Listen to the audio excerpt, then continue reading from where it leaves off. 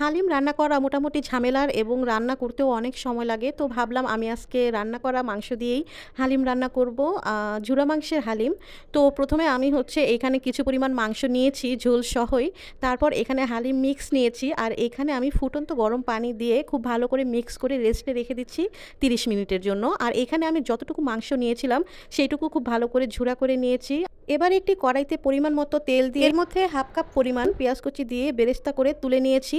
তারপর এই একই তেলে আমি হচ্ছে সেই রান্না করা মাংসটুকু দিয়ে খুব ভালো করে কষিয়ে নিচ্ছি। আর হ্যাঁ, এখানে আমি হালিম মিক্সের যে মশলাটা থাকে সেই মশলাটা ২ চামচ পরিমাণ দিয়ে কষিয়ে নিচ্ছি। দিয়ে দিচ্ছি স্বাদমতো লবণ। আর মশলাটা যখন খুব ভালো মতো কষানো হয়ে যাবে তখন এর মধ্যে আমি রেস্টে রাখা সেই হালিম মিক্স সবটুকু দিয়ে খুব ভালো করে নেড়ে চেড়ে ২০ থেকে ২৫ মিনিট রান্না করে নিচ্ছি। আর হ্যাঁ, রান্না যখন প্রায় হয়ে আসবে ঠিক তখনই এর মধ্যে আবার হালিম মিক্স যে মশলাটা থাকে সেই মশলাটা ১ থেকে ১.৫ চামচ পরিমাণ দিয়ে ডাল ঘুটনি দিয়ে খুব ভালোভাবে ঘুটে দিব যেন সব ধরনের মশলা সব কিছু একসাথে মিশে যায়। আর এবার যে কাজটা বাকি সেটা হচ্ছে ফোড়ন দেওয়া। তো এবার আমি হচ্ছে অন্য একটা পাত্রে শুকনো মরিচ আর পেঁয়াজ খুব ভালো মতো ভেজে এই হালিমটা ঢেলে নেড়ে চেড়ে আবার একটু গরম করে নামিয়ে নিলাম। আর এই তো আমাদের ঝুরা মাংসের হালিম একদম পারফেক্টভাবে রেডি হয়ে গেছে।